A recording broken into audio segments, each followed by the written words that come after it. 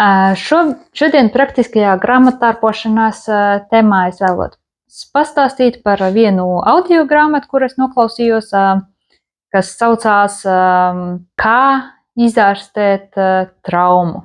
Autors Pīters A. Levīns. No šīs grāmatas es iemācījos ļoti vērtīgu informāciju par traumām, kas būtībā mums var rasties no praktiski jebkā.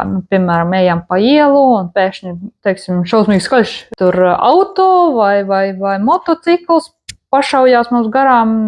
Ja tas mūs nošokē, tad tā mums jau ir trauma, jo trauma ir šoks. Trauma ir tāda lieta, ko vajag atrisināt. Ja mēs viņu tā kā mēģinam apspiest, neko nedarīt ar viņu, tad tā paliek mūsu ķermenī, un šoka rezultātā mums ir bioloģiskā, spēcīga enerģijas aktivizēšana visā ķermenī ar mērķi pasargāt sevi.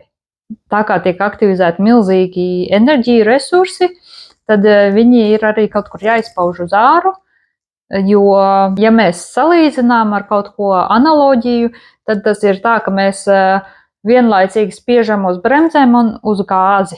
Un ja to neatrisina un ilglaicīgi paliek šāds stāvoklis, tad tas sāk radīt visādus simptomus un problēmas. Visvairāk traumas fizioloģiskajā reakcijā problēmas sagādā tā saucamā sastinguma reakcija. Ja mēs traumas rezultātā sastingstam, neesam spējīgi aizbēgt vai aizstāvēties, tad mūsu racionālais jaunākā prāta daļa to pasludinās par vājību, kaut ko sliktu, un tāpēc mums būs tā automātiskā vēlme apturēt traumas atrisināšanas procesu, enerģijas izlādes ciklu, apturēt un paturēt visu to ķermenī, kas ir ļoti neveselīgi. Un tad šajā grāmatā ir vairāki tie vingrinājumi, kā pamazām atrisināt fizioloģiski, jo traumu nevar atrisināt tikai psiholoģiski, tur runājot par to un analizējot, bet vienmēr vajag arī iesaistīt ķermeni, fiziski to atrisināt. Un šajā grāmatā ir vairāki tie soļi un vingrinājumi, bet šeit es nodemonstrēšu divus tādus ašos vingrinājumus. Viens ir traumas rezultātā mēs kā mēdz teikt, mūsu gars tiek izsists ārā no ķermeņa, tāpēc mums ir nepieciešams ar apziņu atgriezties mūsu ķermenī. Tad pirmais vingrinājums ir vienkārši maigi padaudzīt pa dažādām ķermeņa daļām, piemēram, plaukstas aizmugure. Mēs pa viņu padaudzām, pievēršam uzmanību un sakām sev, šī ir mana plaukstas vai rokas aizmugure, tā ir daļa no mana ķermeņa. Tad plaukstu, šī ir mana plauksta un daļa no mana ķermeņa.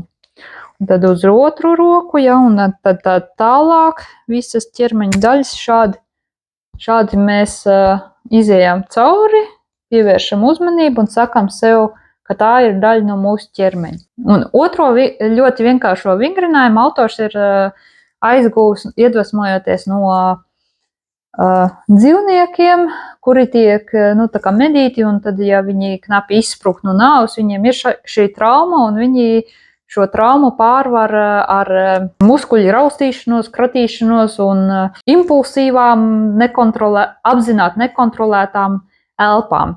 Un tad šis vingrinājums ir vienkārši paņem un krati savu ķermeni. Tā, kā jūtās labi. Un šis vingrinājums arī ļoti daudz tiek izmantots ķīniešu ārstnieciskajā vingrošanā, ko sauc par qigongu.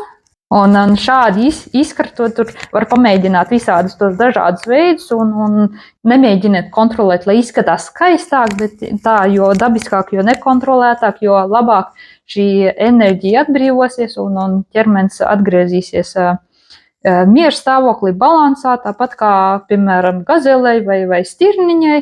Tas notiek pēc tam, kad viņu kāds plēsējs ir vajājis un viņai izdodas izbēgt. Jā, tad izmēģiniet, vienkārši pakratiet savu ķermeni.